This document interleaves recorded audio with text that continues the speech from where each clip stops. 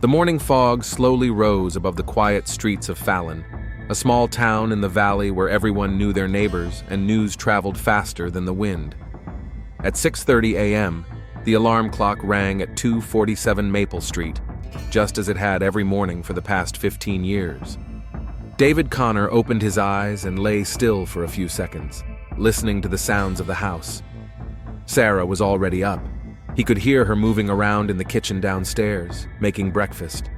The sounds were sharp, each clatter of dishes seeming to emphasize her discontent. David knew these signals better than anyone else. Getting out of bed, he quickly dressed in his work uniform, blue jeans and a shirt with the Johnson's Auto Service logo. The mirror reflected the tired face of a 40-year-old man with prematurely graying temples.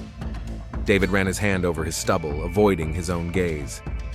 In the kitchen, Sarah stood with her back to him, energetically stirring scrambled eggs. Her chestnut hair was neatly pulled back into a ponytail, and her snow-white nurse's uniform was immaculately ironed. From the side, she looked like the picture of a homemaker and a professional. "Good morning," David said quietly, heading for the coffee maker. Sarah didn't turn around. "Coffee's ready, as always." There was a particular tone in her voice that David had learned to recognize over the years of marriage, a mixture of irritation and superiority. He poured himself some coffee into a thermos mug, trying not to make too much noise. "Emma, Ryan, breakfast is ready," Sarah called toward the stairs, finally turning to her husband. "You forgot to take out the trash yesterday. Again." "I'm sorry, Don't apologize. Just do what you're asked. It's not that hard, David." Their 16-year-old daughter Emma ran down the stairs, already ready for school. Behind her, 14-year-old Ryan came down more slowly, still sleepy and disheveled. "Hi, Dad," Ryan muttered as he sat down at the table. Emma just nodded to her father but gave her mother a warm hug. "Mom, are you going to be late today?" "Until 8, honey. Double shift. Dad will pick you up from practice." David nodded, even though no one asked him. He had long since grown accustomed to others making plans for him. "I need money for the school trip," Emma said, spreading jam on her toast. $50 by Friday." "Ask Dad," Sarah replied, glancing at David. "He's got money for all kinds of nonsense." David took a sip of coffee, feeling the familiar tension rise from his stomach to his throat. Yesterday, he had bought new brake pads for his old pickup truck, a necessary expense that Sarah had deemed unnecessary. "Sure, honey. I'll give it to you tonight," he told his daughter. Sarah grabbed her purse and car keys. "Don't forget the trash tonight, and try to get home on time. The kids shouldn't be out late." She kissed the children on the forehead and headed for the door without saying goodbye to her husband. David heard the engine of her Honda Civic start and the car pull out of the driveway. "Dad, are you okay?" Ryan asked, noticing his father's absent gaze. "Yes, son. Everything's fine. Hurry up or you'll be late for school." David dropped the kids off at school and drove to work. Johnson's Auto Service was located on the outskirts of Fallon, in an old brick building that remembered the days when the town was a railroad hub. Now it was mostly home to people who worked in neighboring towns but preferred the quiet of the countryside. "Morning, Dave," Tom Rivers called out, leaning out from under the hood of an old Chevrolet. Tom was 5 years younger than David, but they had been friends for over 10 years. Red-haired and always optimistic, he was the complete opposite of the brooding David. "Hey, Tom." David hung his jacket on a hook and walked over to his workstation, a lift where a Ford Explorer with transmission problems was waiting for him. The first few hours passed in the usual routine. David loved his job. Everything was clear and predictable. Broken parts were either repaired or replaced. Problems had specific solutions. Around noon, when he and Tom were taking a break and drinking coffee from the vending machine, Tom noticed something on David's wrist. "What's that?" he asked, pointing to a dark spot under his shirt sleeve. David quickly pulled his arm away. "Nothing. I bumped it at home." Tom frowned. "Dave, this isn't the first time. Maybe we should talk about it?" "There's nothing to talk about," David replied, turning away. "I'm just getting clumsy." But Tom knew his friend too well. Over the past few months, he had noticed changes. David had become more withdrawn, often seemed anxious, and sometimes flinched at loud noises. And then there were the accidental injuries. Dave, if something's wrong at home..." "Everything's fine at home," David snapped. "Sarah is a wonderful wife and mother. We're just going through a rough patch." Tom didn't press the issue, but decided to keep a closer eye on his friend. That evening, David picked up Emma from volleyball practice. On the way home, his daughter talked about school, and for a few minutes, he felt like a normal father. Emma was a bright, intelligent girl, very much like her mother in both appearance and personality. The smell of dinner greeted them when they got home. Sarah had come home early and was cooking spaghetti with meatballs, the children's favorite dish. She was in a good mood, which always made David more wary than when she was angry. "How was work?" she asked, serving dinner. "Fine, busy."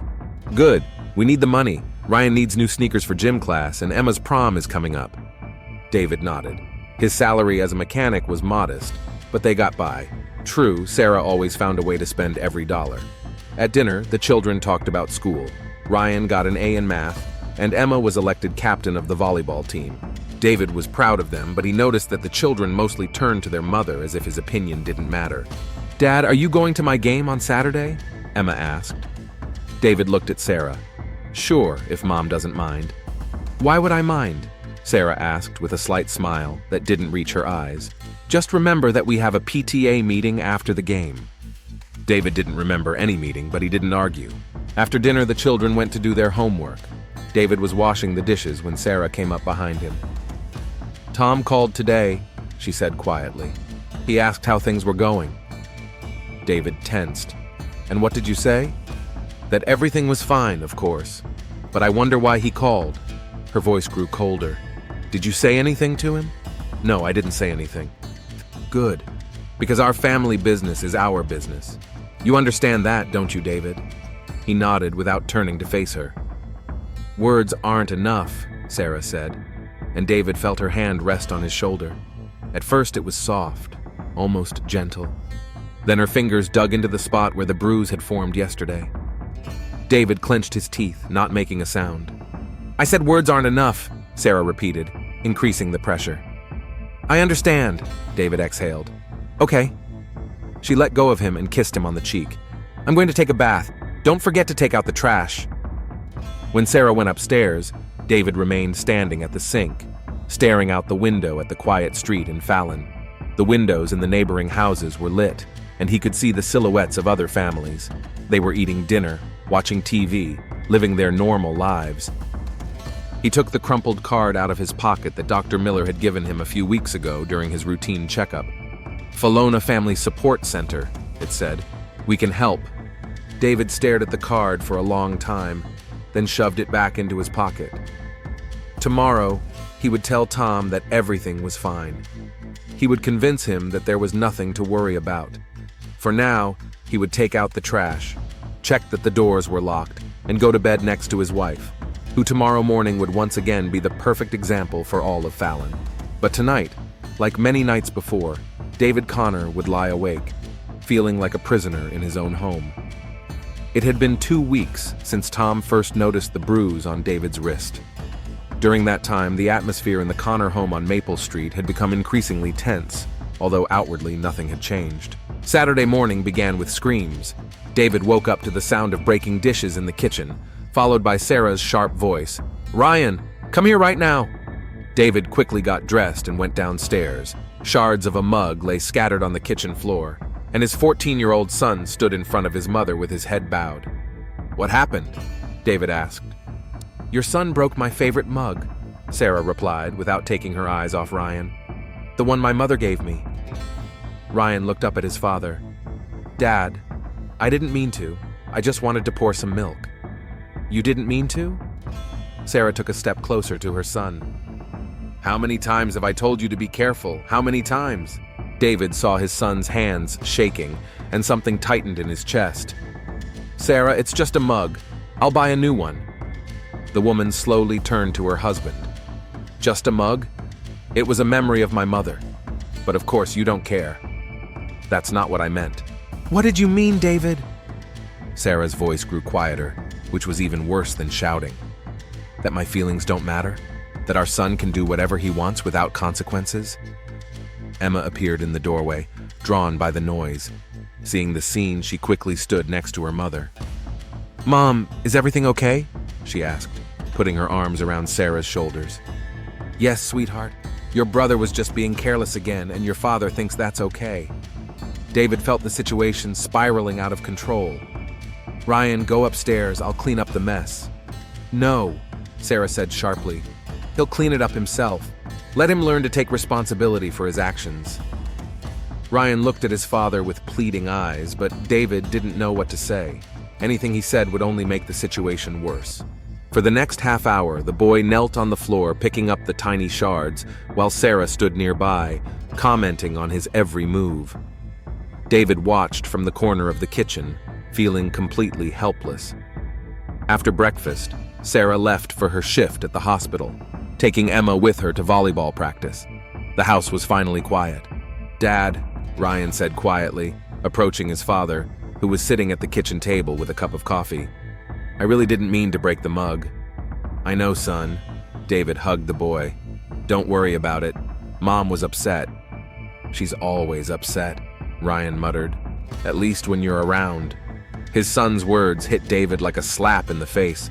Did even children notice this? "What do you mean?" Ryan paused, then sat down next to his father. "When you're not home, Mom is different. She laughs and jokes with us. But when you come home, I don't know. She gets mean." David didn't know how to respond. How could he explain to a 14-year-old something he didn't understand himself? "Sometimes adults go through difficult times," he finally said. "It's not your fault, Ryan. It's not mine either. It just happens." But even as he said the words, David knew he didn't believe them. On Monday at work, Tom immediately noticed the new injury, a scratch on David's neck, partially hidden by his shirt collar. "Dave, we need to talk," he said during lunch break when they were alone in the workshop. "Tom, don't start." "No, I'll start." Tom put the wrench on the workbench and turned to his friend. "Over the last month, I've seen bruises, scratches, and now this. What's going on?" David looked away. "Nothing's going on. Don't lie to me. We've been friends for 10 years. I know when you're lying." They were silent for a few minutes. Then David said quietly, "What if I tell you the truth? What will you do?" "I'll help you. Whatever I can." David smiled bitterly. "No one will believe me. Sarah is a respected nurse, an active member of the community, and I'm just a mechanic who can't control his own wife. Dave, do you know what she does?" David's voice grew quieter. "She never hits me in the face. She never leaves marks where anyone can see them. She's too smart for that." Tom felt his breath catch. "Sarah hits you?" "Not just hits. She controls everything. What I eat, what time I come home, who I talk to. If I do something wrong, she finds a way to punish me. Through the kids, through money, through pain." David fell silent, realizing he had said too much. "My God," Tom whispered. "Why didn't you say anything?" "Because it's ridiculous, isn't it? A man complaining about his wife. Who would believe me? And what would happen to the children?" Tom thought about what he had heard. "Dave, there are people who can help in situations like this. Professionals." "I know." David took a crumpled business card out of his pocket. "Dr. Miller gave me this a few weeks ago." Tom took the card. "Family Support Center. Dave, you need to go there." "What am I going to tell them? That my wife sometimes pushes me? That she controls the family budget? That's normal for a lot of families." "Normal?" Tom pointed to the scratch. "Is that normal?" David touched his neck. "It was Saturday. Ryan broke a mug, and I tried to protect him. Sarah got angry." "Dave, listen to me carefully. What's happening to you is called domestic violence, and gender doesn't matter here." The words hung in the air between them. Domestic violence. David had never thought of it in those terms. Domestic violence is when men beat women, right? Not the other way around. That evening, David made up his mind. After dinner, when Sarah had gone to take a bath and the children were doing their homework, he picked up the phone and dialed the number on the card. "Falona Family Support Center, good evening," a woman's voice answered. "I need help," David said quietly. "Of course. My name is Mary Thompson. I'm a social worker. Can you tell me what's bothering you?" David looked around to make sure no one was nearby. "It's hard to explain over the phone." "I understand. Would you like to meet in person?" We can schedule an appointment for tomorrow. Yes, I think so. Great. Come by tomorrow at 4 o'clock. My address is on my business card. And remember, everything you tell me will remain confidential. David wrote down the time of the meeting and hung up. His hands were shaking. Who were you talking to? Sarah's voice came from behind him. David turned around. His wife was standing in the doorway in her bathrobe, her hair still damp from the shower. Tom called, about work tomorrow. Sarah narrowed her eyes. That's strange. He doesn't usually call home. We have a difficult job tomorrow. He needed to clarify something. I see. Sarah came closer. David, you know how I feel about lying. I'm not lying. Good. She kissed him on the cheek. Because lies destroy families. And our family is the most important thing in the world, right?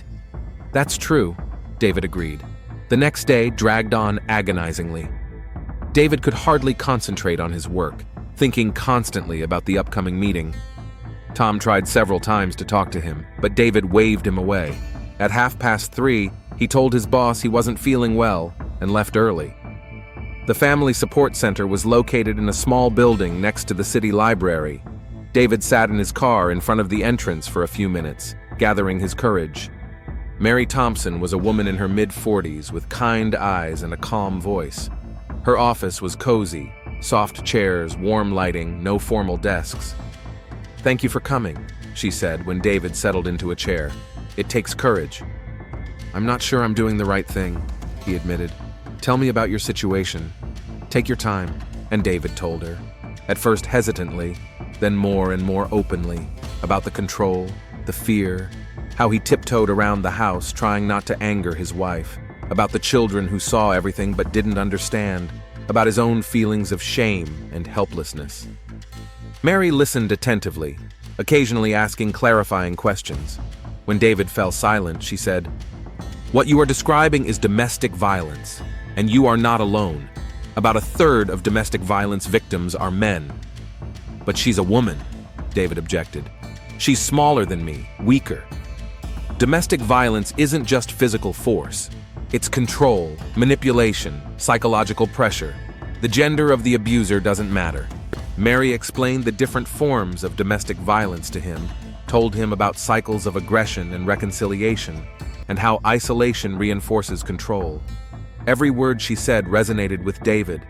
He recognized his own life. "What should I do?" he finally asked. "There are several options. We can start by making a safety plan. We can discuss temporary shelter, or we can talk about filing a formal complaint. A report? To the police. About domestic violence. It will help document what's happening and may be the basis for a restraining order." David shook his head. "Sarah will kill me. What about the children? I understand your concerns, but remember, the situation won't get better on its own. It usually only gets worse." They agreed to meet again in a week. Mary gave David some brochures with information and a hotline number. "Remember," she said as she left, "you are not to blame for what is happening, and you have a right to safety and respect." On his way home, David stopped at an abandoned warehouse on the outskirts of town and read the brochures. Each page was like a mirror of his life. Signs of emotional abuse, the cycle of domestic violence, the impact on children. It all described his family with frightening accuracy. At home, he was greeted by the familiar scene. Sarah was cooking dinner, humming to herself, and the children were doing their homework. The perfect family idyll. "How was work?" Sarah asked as he kissed her on the cheek. "Fine. Busy." At dinner, Emma talked about the school play in which she had been cast in the lead role. Sarah was proud of her daughter and planned to invite all the relatives. David listened and thought about Mary's words. Usually, the situation only gets worse. "Dad, are you listening?" Emma asked. "Of course, dear. I'm very proud of you." "Good, because I need help with my costume. Mom said you're a good seamstress." David was surprised. He really did know how to sew. He had learned as a child from his grandmother, but he had never told Sarah about it. "How do you know?" he asked his wife. Sarah smiled. "I'm your wife, David. I know everything about you." There was something cold in that smile that made David shiver. She really did know everything about him. his habits, his fears, his weaknesses. And she used that knowledge against him. Late at night, when everyone was asleep, David lay in bed thinking about his meeting with Mary. For the first time in many years, someone had believed him, understood his situation, but realizing what was happening didn't make life any easier. On the contrary, now he could see the full depth of the trap he was in. Sarah was sleeping next to him, so peaceful and beautiful in her sleep. Tomorrow morning, she would wake up and once again become a loving mother and devoted wife in the eyes of those around her. And he would suffer in silence because he didn't know how to get out of this. But the seeds of change had already been sown. David finally understood what was happening in his home. Now he had to decide what to do about it. Thursday began as usual, but ended as a turning point in David Connor's life. He woke up to the sound of a door slamming. Sarah had left for work without saying a word. It was a bad sign. The night before, there had been an incident over the electricity bill. David had forgotten to pay it on time, and a penalty notice had arrived. Sarah found the letter when she was sorting the mail. $120 in penalties, she said, holding the letter as if it were covered in dirt. Because of your irresponsibility. I'm sorry, I forgot. I'll pay it tomorrow. Forgot. Sarah slowly approached him. You forgot to pay the bill, but you remember every detail about your cars at work. Sarah, it's just a mistake. No, David, it's not a mistake. It's disrespectful to the family. She stood very close to him. To my efforts to provide for this house. David backed away, but his back hit the kitchen counter. I'll fix it. You'll fix it? Sarah put her hands on his chest as if to hug him, but then her fingers tightened, her nails digging into his skin through the thin fabric of his shirt. How are you going to fix my trust? David was silent, trying not to show his pain. Answer me, Sarah hissed, increasing the pressure. I'll be more careful. You will. She let go of him and smiled. Because I won't let you destroy what we've built over so many years. In the morning, as he was getting the children ready for school, David noticed that Ryan was avoiding his gaze. The boy had heard or seen something. At work, Tom immediately noticed the change in his friend's behavior. What's wrong? He asked when they were alone in the workshop. Nothing much. Just a family quarrel. Tom looked at the scratches on David's chest, visible through his open shirt collar. Dave, did you go to the social worker? Yes, on Monday. And what did she say? David paused, then replied quietly, that I need to file a report. An official one. And you're going to do that? I don't know. If I file a report, everyone will find out. In a town like Fallon, there are no secrets. Tom understood his fears. In a small town, reputation meant everything, and scandal could ruin a life. And if you don't file a report, what will happen? David didn't answer, but they both knew the answer. During his lunch break, David called Mary Thompson. I'm ready, he said without preamble. Ready for what, David? To file the report, but I have conditions. I'm listening. I don't want the children to get hurt, and I want it done quickly before Sarah finds out. Mary explained the procedure. The application was filed with the police station and then reviewed by a court. If there were sufficient grounds, a temporary restraining order would be issued. But you must understand, she warned. Once the application is filed, there's no turning back. Sarah will find out. I understand. They agreed to meet at the police station the next day at 2 o'clock in the afternoon. That evening, David came home earlier than usual. Sarah was in the kitchen, cooking dinner. The atmosphere seemed calm, even friendly. How was work? She asked casually. Fine. How about you? Tough day. Lots of patience. Sarah came over and adjusted his shirt collar. David, about yesterday I was too harsh. I'm sorry. It was a classic move that David now recognized from his conversations with Mary. The reconciliation phase in the cycle of violence. It's okay, he replied. No, it's not okay. I love you. And sometimes my fear of losing our family makes me act wrong. Sarah hugged him, and for a moment David felt the familiar warmth. It was always like this. After every incident, she became the tender, loving wife he had married. That was what had kept him going all these years. I made your favorite dinner, she said. Roast chicken with potatoes. At dinner, Sarah was charming and attentive. She asked about the children, told funny stories from the hospital, and planned a family trip for the weekend. Emma and Ryan blossomed under their mother's attention. David watched the scene and realized how easy it would be to give up. To cancel the meeting with Mary, forget about the statement, believe that everything would change.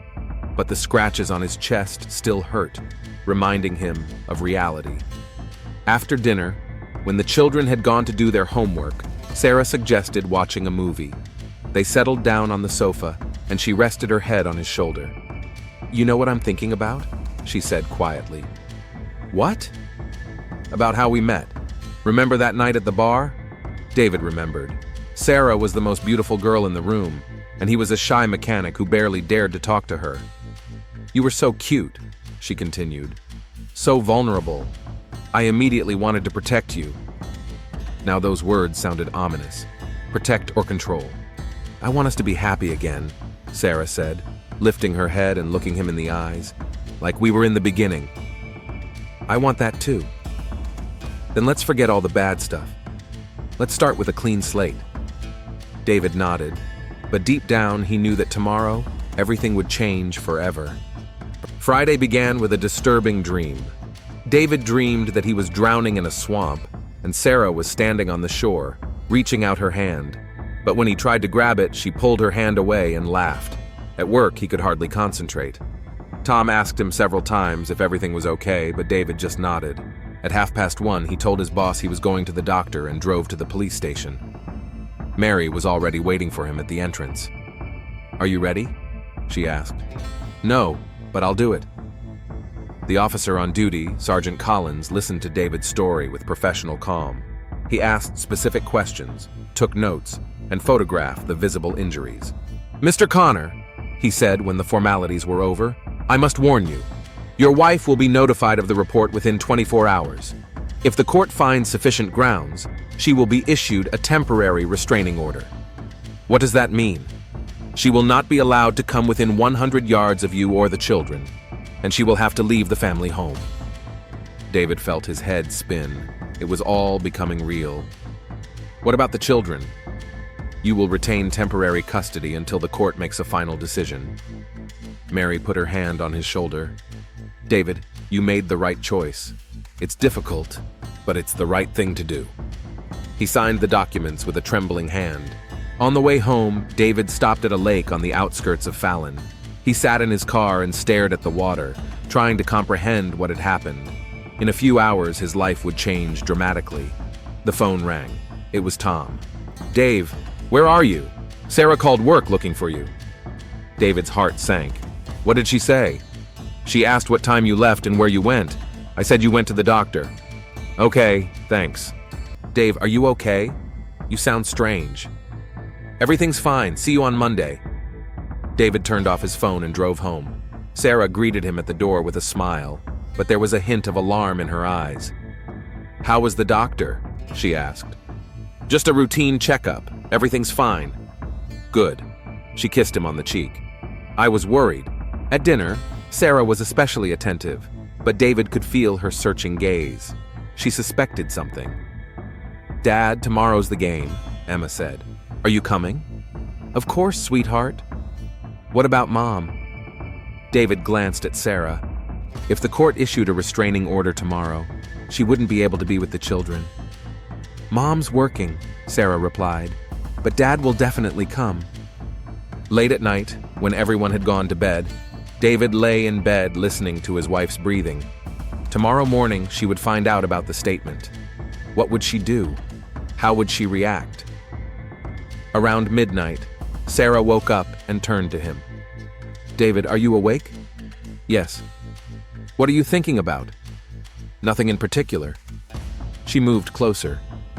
"You know, I was thinking about us today, about our family." "Yes?" "We've been through a lot.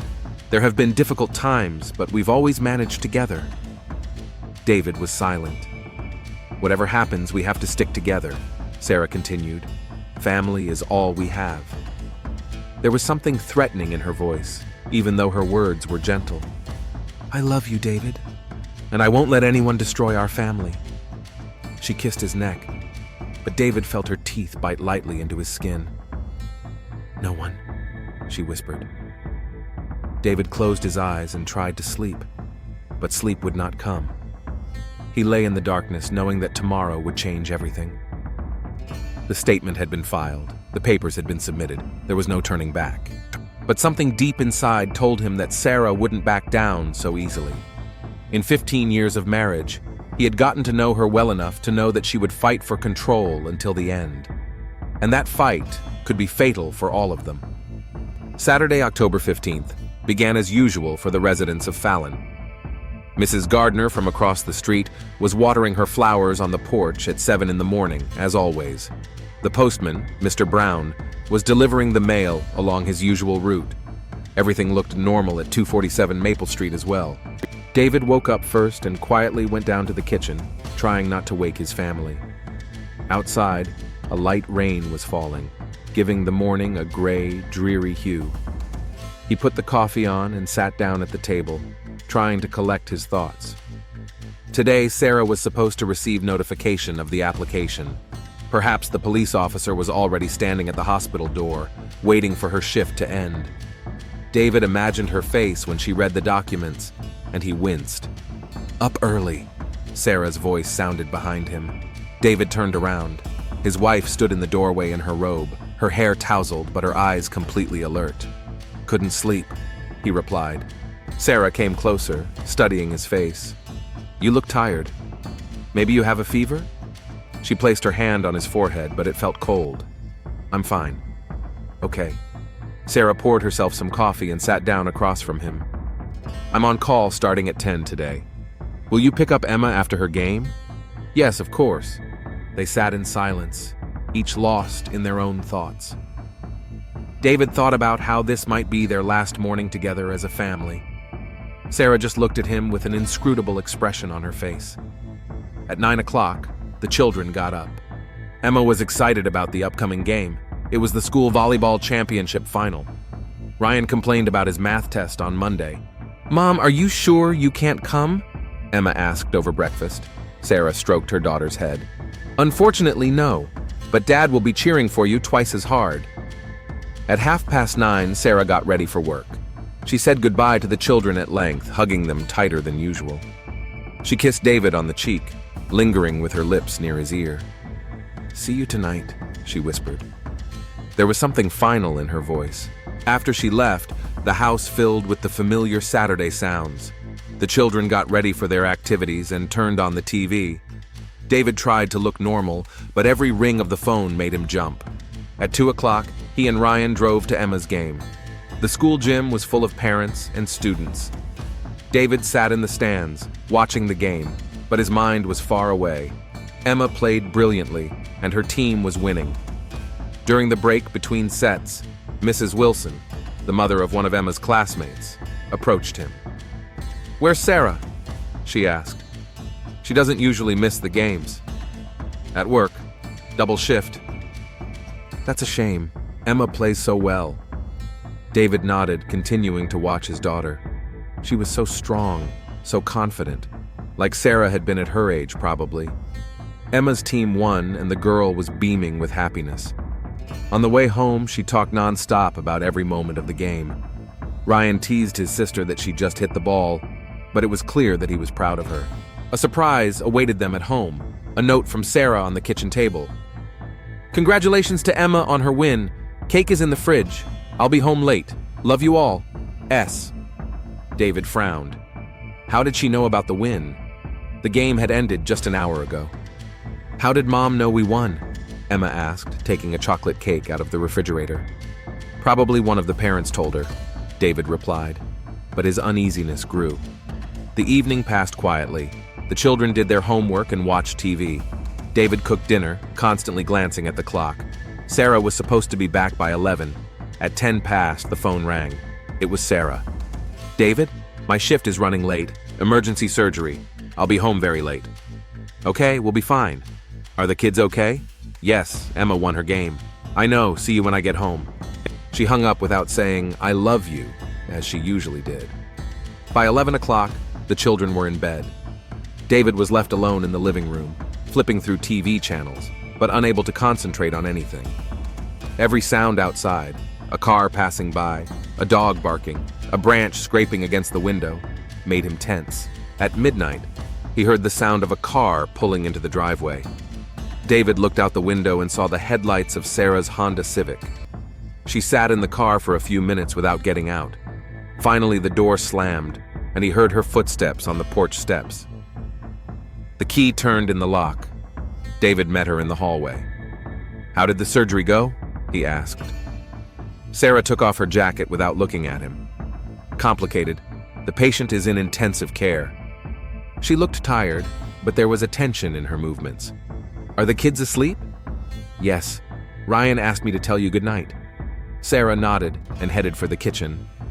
David followed her, watching as she poured herself a glass of water. "Sarah, we need to talk." She turned slowly toward him. "About what? Did you get the notice today?" She was silent for a few seconds, studying his face. Then she took a folded document out of her bag. "You mean this?" David nodded. "A temporary restraining order," she read from the paper, "based on a report of domestic violence." She looked up. "Domestic violence, David?" "Sarah, you filed a police report against me." Her voice was quiet, almost a whisper, but there was such fury in it that David stepped back involuntarily. "I needed help." "Help?" Sarah took a step closer. "From what? From a loving wife? From the mother of your children? From abuse? From control? From fear?" Sarah laughed, but her laughter was cold. "Fear? Are you afraid of me?" "Yes." The word hung between them. For the first time in 15 years, David had admitted what he felt. "You destroyed our family," Sarah said quietly. "Because of your stupid fantasies, you destroyed everything. I was trying to save our family." "Save?" Sarah's voice grew louder. "You want to take my children away from me. You want to make me look like a monster in front of the whole town." "I don't want to take the children away. I want us all to be safe." "Safe from me?" Sarah took another step closer. "I'm their mother, David. I gave them life. I work 12 hours a day to provide for this family." "I know, but you've decided I'm a bad mother, a bad wife." Her eyes were shining. "Do you know what my colleagues say? That you just want money, that you're filing for divorce and trying to get the house." "That's not true." "No?" Sarah pulled another document out of her bag. "What's this?" David glanced at the paper. It was a consultation with a divorce lawyer he had visited a week ago on Mary's advice. "How did you get this?" "I have friends in various places." Sarah folded the documents and placed them on the table. "You planned this, didn't you? The abuse report, the meeting with the lawyer. You've probably found an apartment already, haven't you?" "Sarah, listen." "No, you listen." She pointed to the papers. "According to this order, I have to leave the house by noon tomorrow. I can't go near the children. My own children. David." David saw the pain in her eyes, but there was something darker behind it. "This is temporary," he said, "until we figure things out." "Figure things out?" Sarah spun around to face him. "Figure out what? That my husband betrayed me? That he's willing to destroy our children's lives for his fantasies?" "It's not fantasies." David raised his voice for the first time that evening. "You know what you've been doing all these years. Control, manipulation, pain." "Pain?" Sarah took a step toward him. "You want to know what pain is?" Something in her tone made David wary. He glanced at the kitchen table where a set of knives lay. "Sarah, let's talk calmly." "Calmly?" She laughed. "You ruined my life, and I'm supposed to talk calmly?" David slowly began to move toward the kitchen door, but Sarah noticed his movement. "Where are you going? Running away? Like always?" "I'm going upstairs. We need to cool off." "No." Sarah's voice became steely. "We're going to finish this conversation right now." She stepped toward the knives, and David realized the situation was getting out of control. "Sarah, stop. Think about the children." "I am thinking about the children," she shouted. "I'm thinking about how to explain to them that their father is a liar and a traitor." David took another step back, but tripped over a chair. At that moment, Sarah grabbed something from the kitchen counter. 15 years, she whispered. "I gave you the best years of my life. Sarah, please. And now you want to take everything away from me." David saw something in her eyes that he had never seen before. Not just anger or pain, something insane. "I won't let you destroy our family," she said quietly. "Never." The last thing David Connor remembered was the sound of his own heartbeat and his wife's quiet voice. "If I can't have you, no one will." Sunday morning in Fallon began with a scream. Mrs. Gardner, who was watering her flowers as usual, heard a piercing scream from the house across the street. A few seconds later, 16-year-old Emma Connor ran out of house number 247 in her pajamas, screaming something unintelligible. Mrs. Gardner dropped her watering can and ran across the street. "Emma, what's wrong?" The girl was hysterical. "Dad! Dad's downstairs! He's not breathing!" Without wasting any time, Mrs. Gardner called emergency services and ran into the house. Ryan stood by the stairs, pale as a sheet. David Connor lay on the kitchen floor in a pool of blood. Sarah was nowhere to be seen. At 9:47 a.m., an ambulance pulled up to the house, followed by police cars. Detective Jim Harris arrived 20 minutes later and immediately took control of the situation. Paramedics pronounced him dead. David Connor had died from multiple stab wounds to the chest and abdomen. The time of death was preliminarily determined to be between midnight and 3 a.m. Sarah Connor was missing. Detective Jim Harris had been with the Fallon Police Department for 28 years, but he had never seen anything like this before. Murders were extremely rare in their quiet town, and when they did occur, they were usually drunken brawls or hunting accidents. A family murder with a missing suspect was a whole different ballgame. Standing in the Connor home's kitchen, he carefully examined the crime scene. The body had already been taken away, but the chalk outline on the floor spoke volumes about the last moments of David Connor's life. Blood spatters on the walls and furniture indicated a violent struggle. "What do we have?" Harris asked Officer Daniels, who was the first to arrive at the scene. "The victim is David Connor, 40 years old, a locksmith. 7 stab wounds to the chest and abdomen. The murder weapon is a kitchen knife from a set belonging to the family. It was found in the sink, partially washed." Witnesses? The children, Emma, 16, and Ryan, 14. They were asleep upstairs and heard nothing. Emma came down for breakfast in the morning and found the body. Harris nodded. "Where's the wife?" "Sarah Connor, 38, a nurse at the local hospital. She's missing. Her car is gone, but her personal belongings are here. It looks like she left wearing only what she had on." The detective went up to the parents' bedroom. The bed was made, but there were signs that someone had been lying there. Only Sarah's car keys and wallet were missing from her bedside table.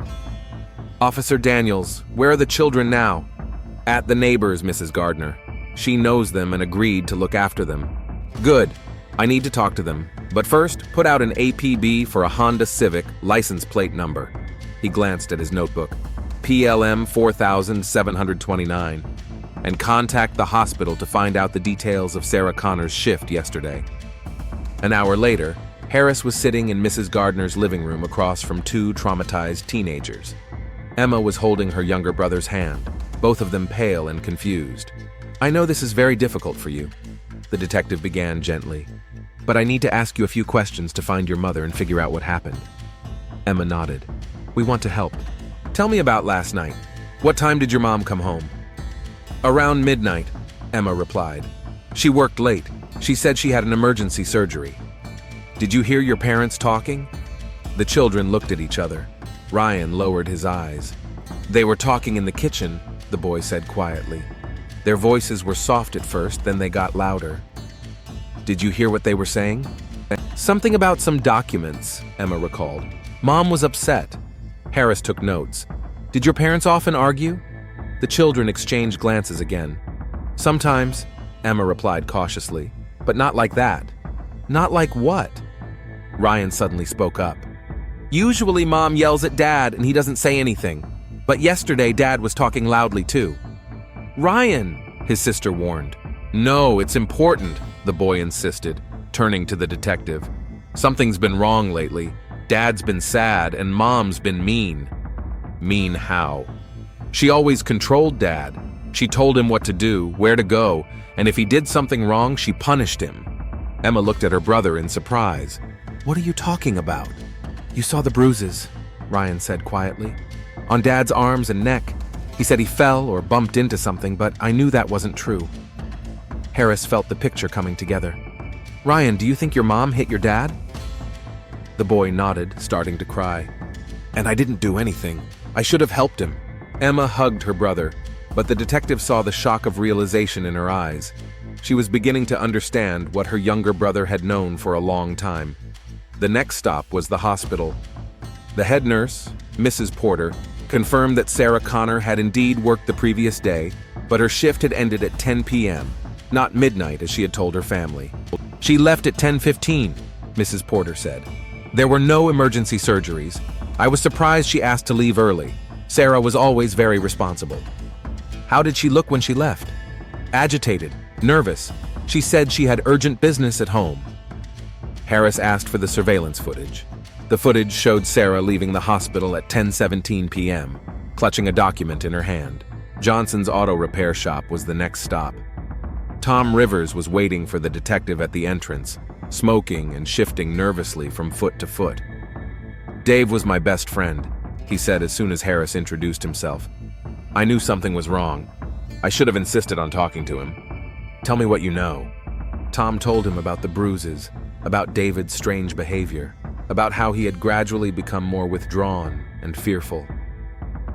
He was afraid of Sarah, Tom said bluntly, especially in the last few weeks. He said she controlled his every move. Did he mention any plans? Yes, he said he'd been seeing a social worker. He was thinking of going to the police. Harris perked up. A report about what? Domestic violence. The detective immediately contacted the station. 20 minutes later, he had David Connor's domestic violence report, filed on Friday, on his desk.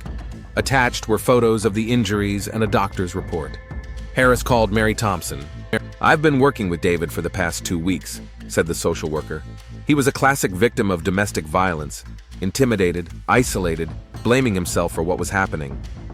Why did he decide to file a report now? The situation had escalated. Sarah was becoming increasingly aggressive and, more importantly, was starting to influence the children. David feared for their safety. Do you think Sarah knew about the report? Definitely. The temporary restraining order was supposed to be served on her yesterday. According to the records, she received it at the hospital at 9:45 a.m. Now, the picture was becoming clear. Sarah had received notification of the restraining order in the morning, worked her shift, but left early, lying about the reasons. She came home and interrogated David about his betrayal. By Sunday evening, Harris had a clear idea of the motive and sequence of events. All that remained was to find Sarah Connor. The search yielded results on Monday morning. A Honda Civic was found in the parking lot of the Pine Grove Motel, 20 miles from Fallon. Sarah had checked in under her own name on Saturday at 3:47 a.m. Harris arrived at the motel with 2 officers. The clerk, a sleepy middle-aged man, confirmed that the woman had been agitated and had bloodstains on her clothes. She said she'd been in an accident, he said. She paid cash for 2 nights. Room 15. Harris knocked on the door. Sarah Connor, police, open the door. A few seconds of silence, then the sound of a lock turning. Sarah Connor looked like a ghost of herself. Her hair was disheveled, her eyes red from crying, and there were dried bloodstains on her t-shirt. She looked at the detective with the resignation of someone who knows the game is over. I've been waiting for you, she said quietly. Sarah Connor, you're under arrest for the murder of David Connor, Harris began, pulling out his handcuffs. Wait, Sarah stopped him. I have something to say. They sat down in the motel room. Harris turned on the tape recorder. I didn't mean to kill him, Sarah began, staring at the floor. I loved him. I always loved him. Tell me what happened on Saturday night. Sarah took a deep breath. I got these papers this morning. A domestic violence report. They're accusing me of beating my husband. She looked up at the detective. Do you understand how that sounds? I'm a nurse. I help people. And my own husband is saying I beat him. Did you beat him? A long pause. Sometimes. When he didn't listen. When he did something stupid. But it wasn't abuse. It was discipline. Harris didn't comment, letting her talk. All day I've been thinking about those papers. How could he? 15 years of marriage, 2 children. I gave him my whole life, and he wants to take my children away from me, make me out to be a monster. What happened when you got home? I asked him about the statement. He said he needed help from his wife. Sarah's voice grew louder. He told me about meetings with a social worker, about consulting with a lawyer. He planned everything behind my back. And then you took the knife? Sarah shook her head. Not at first.